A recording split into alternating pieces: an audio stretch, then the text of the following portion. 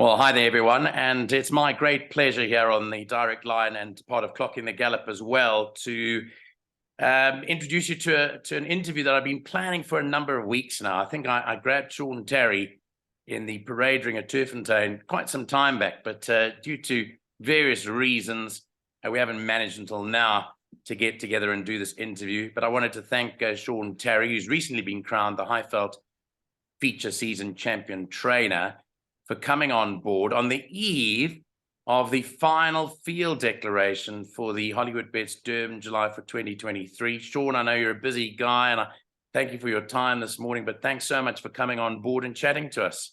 Welcome. Hi, Nico. Thank you. Thanks for having me on the show, and obviously it's always a pleasure to assist where I can. Sean, let's touch on the last sort of 12 to 24 months, if I can. It's been a rocky road for you. It's well documented of what's happened. Your stable's gone through a bit of turmoil, but it's character building for you because, as I opened up and said, you were crowned champion trainer for the Highveld Feature Season, which is made up of the last part of 2022 and the beginning part of 2023. How do you do it? How do you get up and go when things aren't going your way? Nico, I think you've got to keep going. I think there's a saying that says, if you and a friend are being chased by a bear, you better make sure you run faster than your friend. And, you know, that's just about keeping your head down, keep pushing. What are your alternatives? And, you know, as you say, it is character building, but it's never been in my nature to lie down and cry. You know, you've got to keep moving, and yeah, action leads to results. That's basically what's happened. And you need the patrons as well to follow you. And you know, you're results driven. I mean, I often see you, as opposed to many other big trainers, strangely enough, often at midweek meetings with your horses all the way out at the Vaal, caring for them, and you know, owners see that, and you've got to have the support, and people are still joining your stable, realizing and recognizing your achievements since you began training, all the way back to the days of Divided Loyalty. I remember, I think that was trained by the Antonys, but I think you were involved with horses like Divided Loyalty all those years ago. Yeah, it's been a long journey, as you say. Yes, I was in the yard with them at that stage, and then obviously Golden Apple won the Guineas very early in my career, who is the sire of Pomodoro. And yeah, you know, we've given it a good shot. We've got a great team, and often when you talk about the midweek meetings being there, it's not to say that that's the only way to do it, but often my team is so busy that I don't really want to spare an assistant to go racing, and often it's easier just to not interrupt the team and the way they're working, and do the duties out of the Vaal myself. But yeah, as I said, it's all got to do with the team I have. You can't do it without owners. We're building all the time, and obviously we've been fortunate enough to be able to go and find some decent horses at the sale.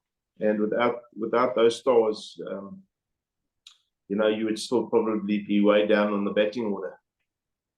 The other thing I wanted to talk about was the family. It is so refreshing to see youngsters, the likes of your son, Daniel, hanging around, eager as all hell to get involved. Even young Jason, with his nifty shades and that coming racing, dressed impeccably, coming to support you. I mean, that's the next generation. I mean, I would have to pay my sons big money to come and see what Dad does. They're not interested in racing, but your two boys are fascinated with the game. Yeah, I don't know if I should say fortunately or unfortunately, but you're right. They are fascinated. They're very, very keen. And I mean, that also just inspires you to make sure you push forward, because they're watching your every move. And now Daniel, you know, he's old enough to understand what's going on in terms of owners, decent horses, merit ratings, where I place them. You know, so you've basically got him second guessing you the whole time. And, you know, you've got to keep your guard up, because you need to have the right answers when your children are asking you the questions. Now, Sean, let's talk about this season where you're currently positioned. You're top of the Highveld trainers ranks at the moment. Johan Janssen van Vuren is lying in second. There's still, 5-6 weeks away from the end of the season. And no doubt, I know you're results driven. I know you're an achiever. So no doubt you want to hold your position there. But let's reflect now in 11 or 12 days' time to the Hollywoodbets Durban July meeting. Because on the national championship, and I looked at the stake money for the big race, there's 2 million rand difference between first and second. That's a game changer in terms of the championship. Now, although you're lying quite far behind Justin Snaith in second position on the national log, are you looking to maybe have a go at that? So, the funny thing is that championship for trainers, you can't have a go at it. Your horses are going to take you there. At the end of the day, I target big meetings, and I always have, and that's what keeps me interested and keeps me at the top of my game. And yeah, we will attack July Day as we would always, but I don't think it changes my strategy in terms of how we do things. If I finish off strongly in second, we've had a fantastic season. I wouldn't really be looking past the results on July Day. If we happen to get a big result, wow, wouldn't that be great? But also a realist, and I know how hard it is to win any race, and let alone on July Day, where everybody's got throwing the kitchen sink at that meeting and running whatever they can just to have a run on the day. So listen, it's lovely to be in this position, and as I say, for my team, for my family, and for myself and patrons, just to finish off strongly would be nice. You talk about hard to win a race. You went down to Scottsville the other day and you nearly pulled off what I don't think anyone could ever repeat, all 4 grade ones. It was so close, but 3 out of 4 grade 1 races on a big day must have been one of the best days you've ever had as a trainer. Yes, it is. It was a wonderful day, and just to have the ammunition that I had for them to deliver the goods in the manner that they did, I think that's what made it special for me. As you know, I have done this before with 3 winners and a second, but it was very different for some reason. That it was just they were just sure. It was mind blowing the way they performed. Yes. When you've got the goods, funny enough, I do set my sights on winning the 4, and I hope to be able to do it one day before I give up training. But it would have been nice to get the job done. Having said that, you need to have very good horses in the same season to even consider doing it. And with the ammunition that I had on the day, it's hard to imagine I could have stronger ammunition in meetings to come. Well, I'm now going to move forward to talk about the big day.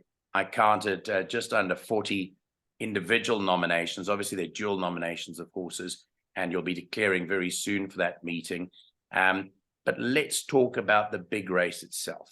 Okay, so what is your feeling firstly? And I'm going to just pull up, if I can, in the racing program, there are conditions of racing, and this is how it appears in the program. Firstly, of the 5 horses that get automatically put into the race, you've got 2 of them. You've got Bless My Stars, who won the South African Fillies Classic, and you've got Rain in Holland, who won the Willavington. And if we just go through the program, this is the actual program, and you look on the second page, it clearly says there that the winners of these races here automatically get a place into the Hollywoodbets Durban July. What's your feeling on these golden tickets that get issued? I mean, you've got 2 of the 5 that are going in, but what's your feeling on that? I'm not quite sure about it. Listen, they are all Group 1s, and that's the main thing. And I don't have a problem with it. You know why? Because it's crystal clear. The goalposts can't be moved. You know what you have to do. Whereas at the bottom of the log, it seems that the goalposts tend to just move around from year to year, which is a worry. So golden ticket at least you know that if you got one of those, you're in. There's nobody else that can say, oh, but we're doing it this way, and now we're going to do it that way. These other races that are looked at in a good light, yes, that that is a little bit subjective.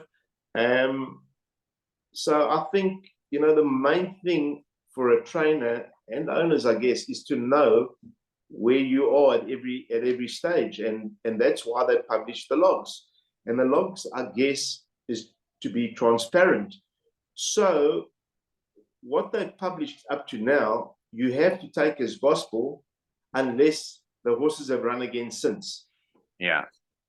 Now let's talk about, I'll go on to, because you've got 3 realistic entries, and I think all 3 should get, well, 2 definitely have got in via the criteria we've spoken about. The other one is on the borderline, but I want to talk about why I think Nebrors should get in just now.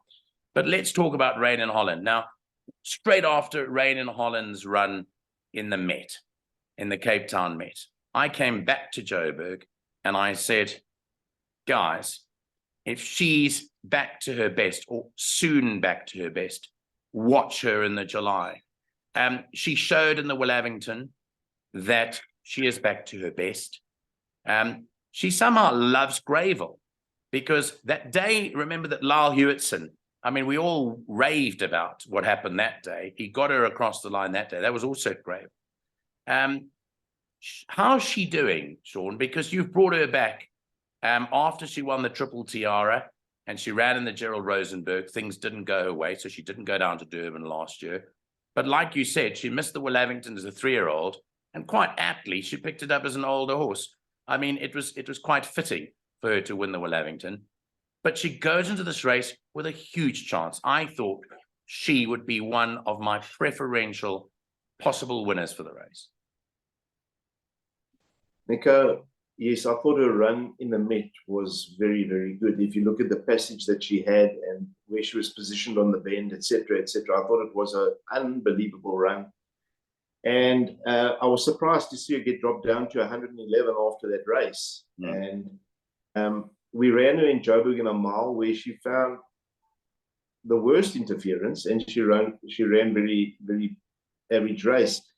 And then you're all of a sudden thinking, well, now where am I? How do we qualify for the horse for the July?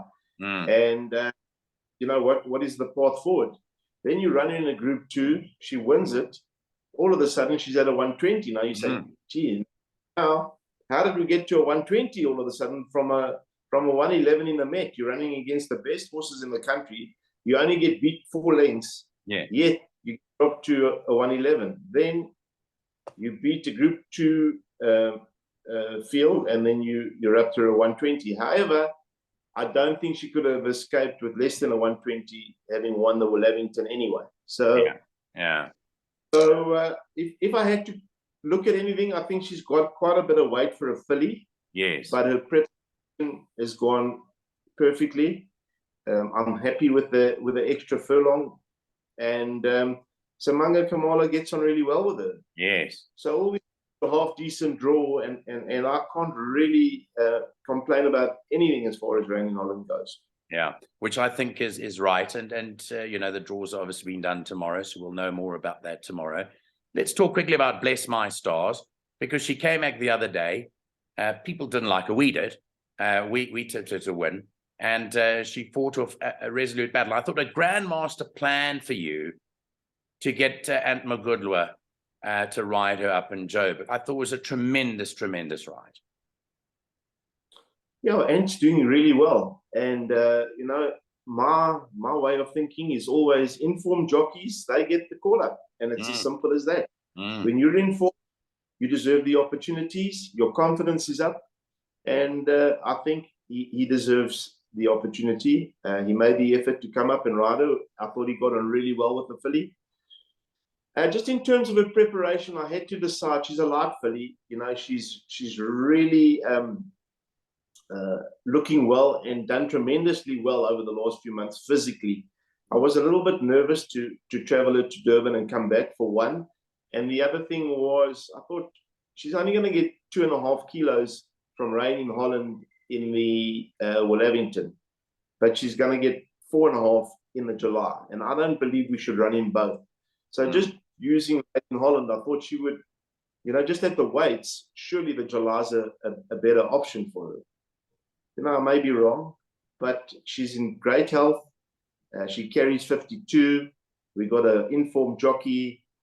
And once again, I think everything's been done, and we certainly are on track. Obviously, with both the fillies we've chatted about, we're still 12 days out, and everything needs to go well from here. But up until today, I'm very pleased with both of them. Absolutely. And just your comment on the 3-year-olds in the race versus the older horses. What's your gut feel tell you? You've trained a lot of 3-year-olds in your time. The 3-year-old favorite, See It Again, is obviously Pierce Stradham's last ride in the big race, and we obviously wish their team all the best. What's your feeling of the 3-year-olds versus the older horses for this year's big one? I think the standout 3-year-old is obviously the favorite. And while I'm not convinced it's going to be easy for any of the others to get the job done, I do feel he is on the up. He's improving all the time. Mace has given him a wonderful prep. I thought Stradham has given him a wonderful prep in terms of the way he rode him in the Daily News. So I do believe he is a big runner and may just be a worthy favorite, even though we're all not sure about where the 3-year-olds stand. Yeah.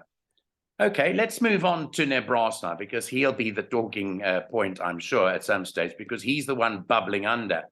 The question mark is, as you rightly said in when we were talking about the program, they say preferential treatment will be given to horses that win the Cup Trial and the 1900-meter race, which brings in horses like the likes of those 2 horses that have won those races, and they're in the same category as Nebrors. Now, if it comes down to the fight, horses like Pacaya and Winchester Mansion come into the same category as Nebrors. But when you look at some collateral form of those horses, they're really much of a muchness. In other words, what I'm trying to say is you can't leave out one and not leave out another.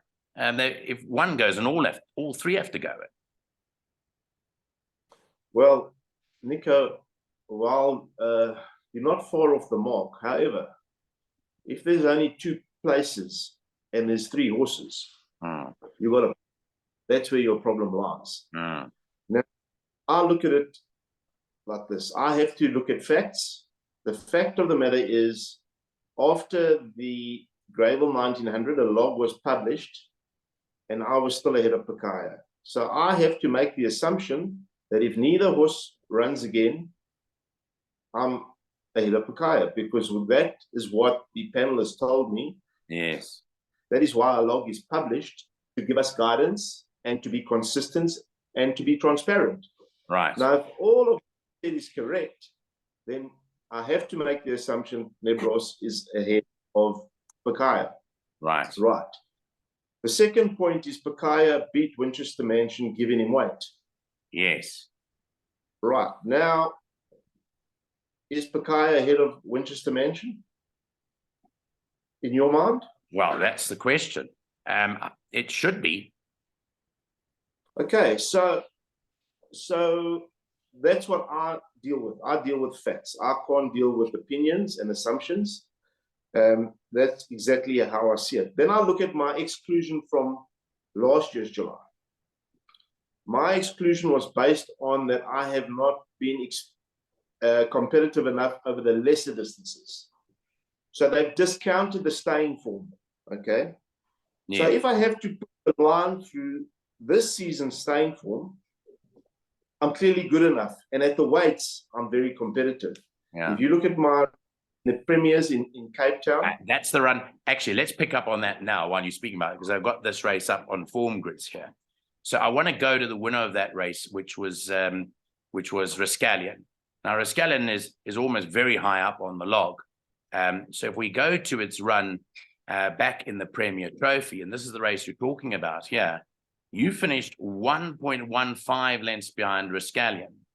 So if Rascallion's quite high up in the order, there must be plenty of horses that can finish within a length of Rascallion that will leapfrog you.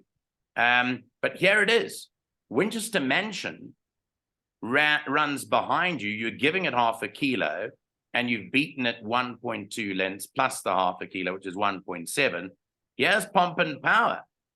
At worst, you're the same as Pomp and Power. And here's Do It Again, who's behind you. And that race was over 1,800 meters. So we're not talking staying form here. We're talking a distance lesser of the July distance. Yes, I thought that was an eye-catching run. He had trouble, and I think with a clear run, he actually would have threatened the winner. Having said that, he now meets all these horses on way better terms, and I think that is the attractive part about his chances with these horses that are going to be in the July. He comes in really, really well weighted. Important to note that he came into this race fresh, and I've done the same going into the July. Right. So based on this run, it is very, very realistic that he will be there when the photos are taken. My only question is why he's drifting in the betting. Now, I took a snapshot of the Hollywoodbets betting on this race last night because they might have suspended it today with all that's going on. So I wanted to show you what I saw there. And what appears to be, or what I can see, is the horse drifting off the boards as if it's not going to get it. So if you look here, here's Nebrors. Sorry, it's not as clear as we wanted it to. This was last night's betting. It's gone from 50 to 1 to 80 to 1. Behind a horse like Jimmy Don, who did not cover himself in glory in the Jubilee, who's 30 points shorter than you in the betting.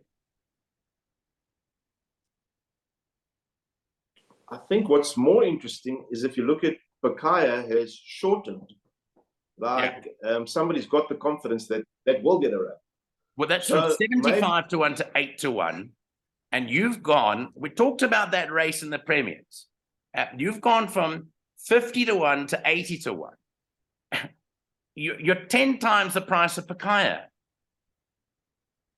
I think the only thing I can look at that makes me not confident or less confident of getting a run is the actual betting, because there is some inspired money out there, inspired punters who may have ears close to the ground, but you would hope that, you know, based on the log, I'm ahead of Bakaya, and the rest of the discussion only has to happen after 11 o'clock today.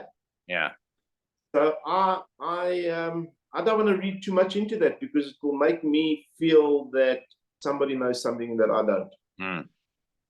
Jockey choice for Nebrors. Are you allowed to reveal that to me now?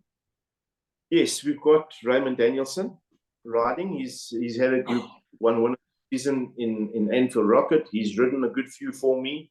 I think it may be as many as 4 Group 1s. Absolutely. And, you know, it's a comfortable weight for him.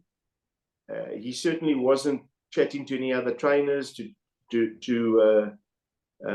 have something on safety. So I've gone with him. He's a seasoned jockey. He's a confident guy, and he can get the job done on the big days. Absolutely, and his nickname is Super Sub, so he's right there when you need him, and he's always done well for you. So we're looking forward to seeing Tarry having 3 runners. I think you've got a lively chance. I interviewed, funny enough, last year at this time, I interviewed Mike de Kock, and on the day he only had 4 runners, and they were all in the July. And I was leaning towards Aragosta when we did the interview. And coming out of the interview, I ended up backing Sparkling Water. But I just had an inkling he would win. So I'm hoping the same happens around with you, because I've chosen you this year as the guy that we're going to interview. And I wish you all the best in the race itself. So all the best with your runners, and may all 3 get in.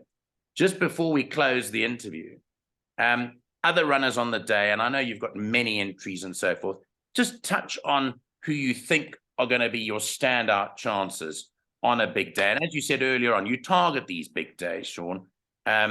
You want to go in guns blazing. You want to make up leeway in that championship, as we said, in your second placing at the moment.